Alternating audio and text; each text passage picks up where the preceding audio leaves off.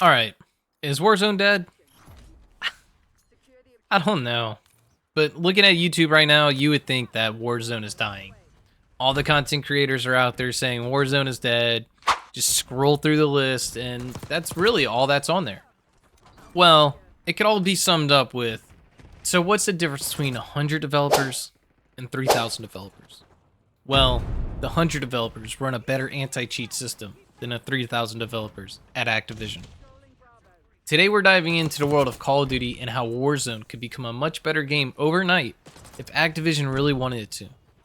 It's Vanguard versus Ricochet. Two titans in the anti-cheat world, and the battle between them might just explain why Warzone is struggling with cheaters. In this video, we're going to be going over what Warzone can do to get better, what Warzone has done wrong, and ways that the community can help, or Activision could actually give a reason for the community to help. It's a no-brainer, to be honest. Now, Vanguard is Riot Games' anti-cheat system, used in games like League of Legends and Valorant. Ricochet, on the other hand, is Activision's own creation, designed solely for Call of Duty and only Call of Duty games. Just Warzone and Black Ops, and a few of the other titles, but just Call of Duty titles. And you might be wondering, why is that? Why doesn't Overwatch, World of Warcraft, and Call of Duty all run on the same anti-cheat? Not necessarily sure, to be honest. It really makes no sense. But Vanguard, on the other hand, is handling two completely different games, and even more, to be honest, running on the same engine, which is already a red flag to me, especially when you consider that Overwatch is another FPS. It just makes sense for Activision to be using the same anti-cheat across the board. Here's where the problem lies. Activision is spreading its anti-cheat team too thin. It's almost as if they don't have enough confidence in their other systems to merge them all together. Let's take Ricochet, for example. Did you know that Ricochet only activates when you actually launch Call of Duty? That's a huge issue. When do cheaters install their cheats? When do cheaters change their cheats? When do cheaters actually fine-tune everything? Yeah, that's when the game's not running.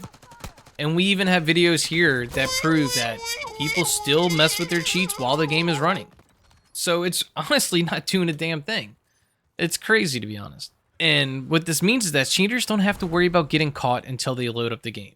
And by then, they've already set up their cheats without worrying about monitoring in the background. Now, compared to the Vanguard.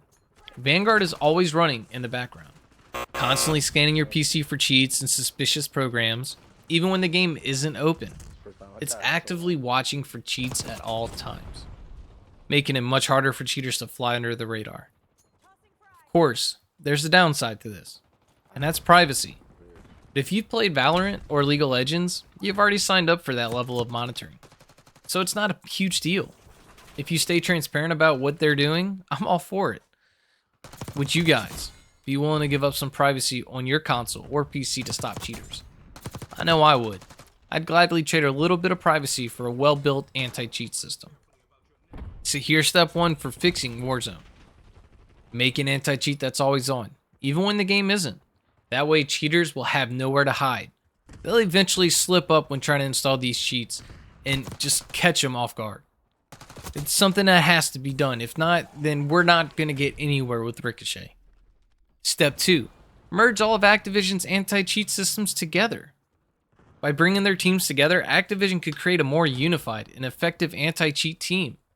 Plus, they could leverage the knowledge they gained from World of Warcraft and Overwatch to tackle cheaters in Warzone. All cheats leave traces, and Activision has plenty of experience across different genres to track them down, whether they're in first-person shooters or an MMO. So why not take advantage of these systems that you already have in place? Use what you've built up over the years. Because cheats, one to another, have some similarities. Whether it's an auto-clicker in WoW, the mouse moves way too constant. There's no jitter. It's unnatural. That's the same with the cheats that they use in first-person shooters. So use things that you've learned over the years and use it towards Warzone now. It just makes sense, right? Step 3. This one might be a little controversial, but hear me out. There are a few ways Activision could really hurt cheaters. And it starts with tying phone numbers to accounts. Right now, they only do this for two-step verification. But what if phone numbers were tied to every account? That way, if you get banned, you can't just make a new account and start cheating again. It'd make cheaters think twice before getting caught.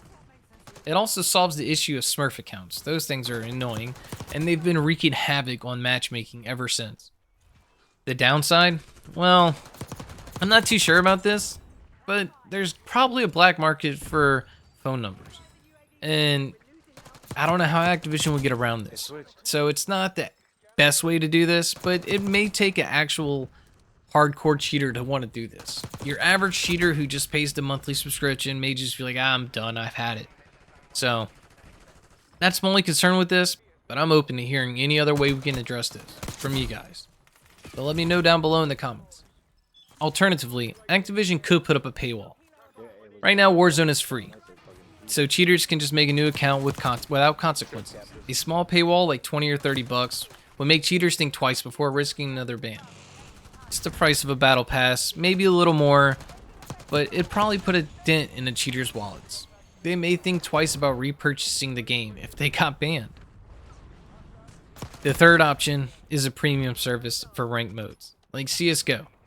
If you have to pay for access to ranked play, cheaters will be deterred from entering competitive lobbies. Because if they get banned, they'll lose the money that they spent on that access. None of these ideas will completely eliminate cheaters, I get it. But it would make it much more hard for them to keep coming back. That's really what we're after. We want them to have to suffer and start reconsidering whether they're going to cheat again or not. Make it tough for them in every aspect we can, without really hurting the consumer. A few of these we'd have to give up a little bit here and there, but overall, cheaters could eventually get wiped out. At least the ones that are just paying for these monthly subscriptions. It's just insane at this point. All it takes is a credit card. Step 4. Why is Activision still using Amazon Web Services for their servers when Microsoft owns them? It's just logical to move their game to Microsoft's own servers and improve things like ping, latency, and general server stability. Plus, they could upgrade to 128 tick servers, which would drastically improve hit registration in Warzone. Right now, they're running 60 tick servers, which just isn't cutting it. People are getting shots that just aren't registering. Why is my monitor twice the hertz than the server is? That just, to me, makes no sense. 60s back in the old days, 128 is the way to go. And that's where these competitive games are now heading to. You got CSGO over here with 128, you got Valorant over here with 128. Why not just follow the rest of the crowd? Because this just makes for a more fluid experience and gives more for players to enjoy. It's a win-win. And Microsoft owning the servers, you cut out the middleman. You could easily upgrade to 128 tick servers without costing much more money and it being a better experience overall for everyone. Finally, how about getting the community involved? Activision should consider adding a theater mode in Warzone, like in the base Call of Duty game. This will let players record suspicious gameplay and submit it directly to Activision. It's much more effective than to report cheaters by just clicking some boxes. That just makes no sense to me. There's nothing there for anyone. And how about rewarding those who successfully report cheaters? Give them a calling card, an emblem, or even COD points as a thank you for helping out the game. Now imagine if Activision doubled its workforce by having a community help out. It could work. Just like CSGO's community-driven cheating detection system. You know, BattleEye. Or whatever it was called. I forget what the name was necessarily, but it was great. People would sit in CSGO theater mode of it and watch the cheaters and report whether they were cheating or not. It used the community to do better for the game. It kind of went away with AI, but CSGO's a lot further ahead with the anti-cheat than we are. Now, imagine Activision doubling its workforce. If we all worked together, cheaters would have nowhere to hide.